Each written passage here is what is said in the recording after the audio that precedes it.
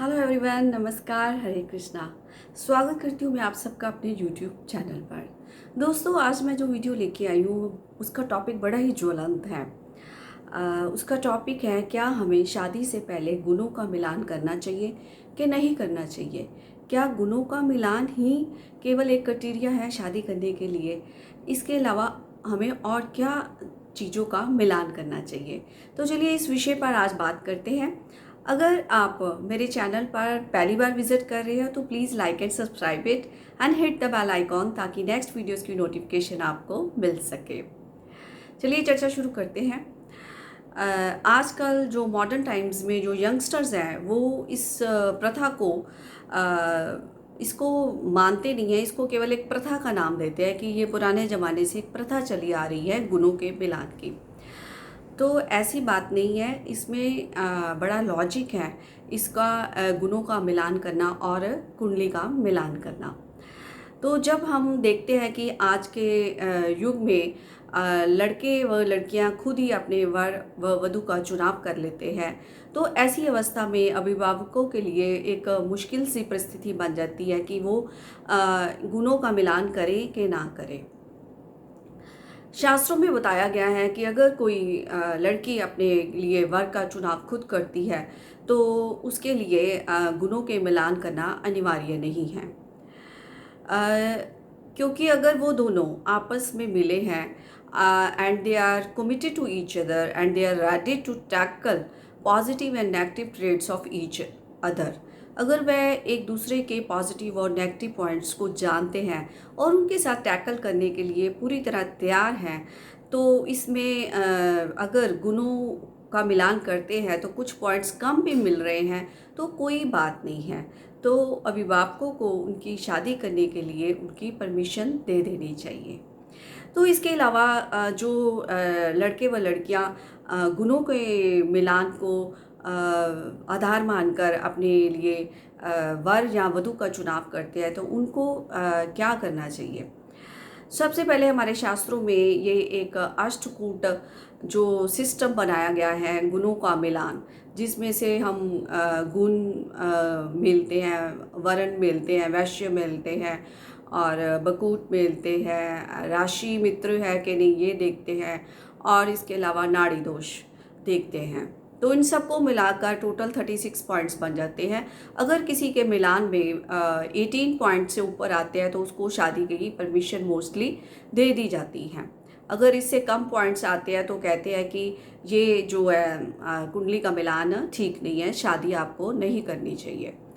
तो मेरे जो ख्याल से और भी विद्वानों के मत से केवल गुणों के मिलान को ही शादी का दान नहीं मानना चाहिए। इसके अलावा हमें कुंडली का भी मिलान करना चाहिए, यानी कि एक के चार्ट में लड़के के चार्ट में कौन से ग्रह बैठे हुए हैं, लड़की के चार्ट में कौन से ग्रह बैठे हुए हैं।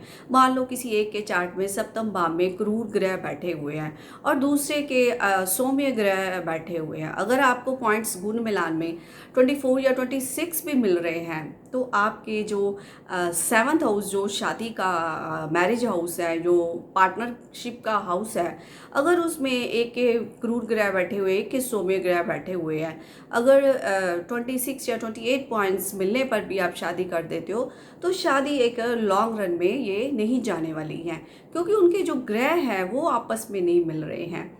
जो हमारी अष्टकूट है, जो वो हमें नेचर के बारे में बताते हैं कि हमारी नेचर कैसी होगी दोनों की, किसी चीज़ को लेकर वो कैसे टैकल करेंगे, इस तरह की परिस्थितियों का हमें अंदाज़ा होता है। परंतु इसके अलावा हमें कुंडली का मिलान करना बहुत बहुत ज़रूरी है। तो सबसे पहले तो आपको देखना होगा कि मांगलिक है दोनों। मांगलिक का देखना होगा कि 25% एक मांगलिक है तो दूसरा 50% है, कि एक 100% है मांगलिक और दूसरा 25% है, तो आप उन दोनों की शादी को अलो कर देते हो तो ये भी एक अच्छी शादी जो है, हैप्पी मैरिड लाइफ नहीं जाने वाली है। तो इसके अलावा हमें सप्तम हाउस में मैंने जैसे पहले बताया कि देखने चाहिए कि कौन से ग्रह बैठे हुए हैं, कौन से नहीं बैठे हुए हैं। 8th हाउस को भी हमें जज करना चाहिए, क्योंकि 8th हाउस हमारे ससुराल का घर है, और जो वहाँ पे ग्रह बैठेगा वो सीधा 2nd हाउस को देखेगा। 2nd हाउस जो हमारा परिवार का है, कुटुंब का है। तो इससे भी हम देख सकते हैं कि दोनों के चार्ट में 8th हाउस में कौन से ग्रह बैठे हुए हैं, क्या उनकी परिवार के साथ तालमेल अच्छा रहेगा, लड़के का परिवार के साथ तालमेल अच्छा रहेगा, क्या लड़की का परिवार के साथ तालमेल अच्छा रहेगा। क्योंकि शादी केवल लड़के व लड़की का गठबंधन नहीं है, पूरे परिवार के साथ गठबंधन होता है। तो इसके अलावा हमें दशम स्थान को भी देखना चाहिए कि उनके आजीविका के क्या सोर्सेज है दोनों के, क्योंकि अगर आजीविका के सोर्सेज अच्छे होंगे तो काफ़ी हद तक जो प्रॉब्लम्स होती है वो सॉल्व हो जाती हैं। क्योंकि आजीविका जब कम होती है तो घर में जो ज़रूरत भरी चीज़ें होती है वो कम आएगी, जिससे काफ़ी परेशानियां उठती हैं, जिससे मैरिज में संबंध बिगड़ने शुरू हो जाते हैं। तो दशम स्थान को भी हमें प्रॉपर वे से चेक करना चाहिए। ये कुछ हाउसेस है, जैसे 2nd है, 7th है, 8th है एंड 10th है एंड 12th हाउसेस है। ये हमें सब चेक करने चाहिए कि दोनों का आपस में ग्रह मिलान में क्या तालमेल बन रहा है। केवल गुणों के मिलान के ऊपर ही हमें फुली डिपेंड नहीं होना चाहिए।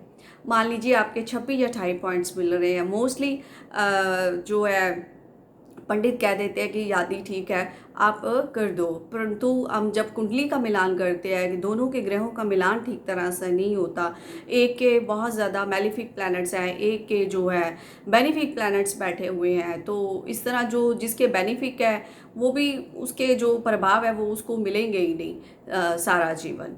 तो इसके अलावा हमें भावों को भी आपस में मिलाना चाहिए कि जैसे अगर फर्स्ट लगन की बात करते हैं, हमें लड़की का लगन मान लो सम राशि में है जैसे 2, और लड़के का भी हमें सम लगन ही देखना चाहिए, जैसे उसका 6 नंबर लगन हो। तो इस तरह सम का सम के साथ ही मैचिंग करनी चाहिए, और जो विषम की है वो विषम के साथ ही मैचिंग करनी चाहिए। क्योंकि जब हम सम की सम के साथ करेंगे, विषम के विषम के साथ करेंगे, तो दोनों में आपस में बड़ा तालमेल रहेगा। चीज़ों को देखने का जो तरीका होता है, जो व्यू होता है, जो विजन होता है, वो दोनों का सेम रहेगा, और दोनों ही किसी मुसीबत आने पर या कोई भी किसी तरह की विपदा आने पर उसको टैकल करने में दोनों ही सक्षम होंगे। तो जब हम मुसीबत को टैकल करने में सक्षम हो जाते हैं तो आपस में जो बॉन्डिंग है हमारी और प्रबल हो जाती है, तो जिसे एक विवाह जो है एक बड़ा सुखद बन जाता है। तो इसके अलावा हमें भाव भी देखने चाहिए। 3 बिंदुओं का हमें ख्याल रखना चाहिए। एक सबसे पहले गुण मिलान में अगर पॉइंट्स कम भी है तो कोई बात नहीं, डजेंट मैटर। अगर आपका कुंडली मिलान पूरी तरह से ठीक हो रहा है, भाव का मिलान आपका हो रहा है, तो आप शादी कर सकते हैं। ये 3 चीज़ों का हमें ख्याल रखना चाहिए। 3 बिंदुओं के ऊपर हमें वर्क करना है जब कोई भी हमें कुंडली का मिलान करना है, गुणों का मिलान करना है। तो केवल गुणों पर के आधार पर ही हम शादी करने की परमिशन नहीं दे सकते हैं, हमें कुंडली को भी पूरे प्रॉपर वे से मिलान करना चाहिए। तो अगर आप किसी भी अपने नज़दीकी एस्ट्रोलॉजर के पास या पंडित के पास जाकर इसका मिलान करा सकते हो। अगर आप मेरे से भी कराना चाहो तो आप करा सकते हो। डिस्क्रिप्शन बॉक्स में मैंने अपना व्हाट्सएप नंबर दिया हुआ है, तो आप मुझे मैसेज भी कर सकते हो। Thank you so much for watching my videos. Hare Krishna.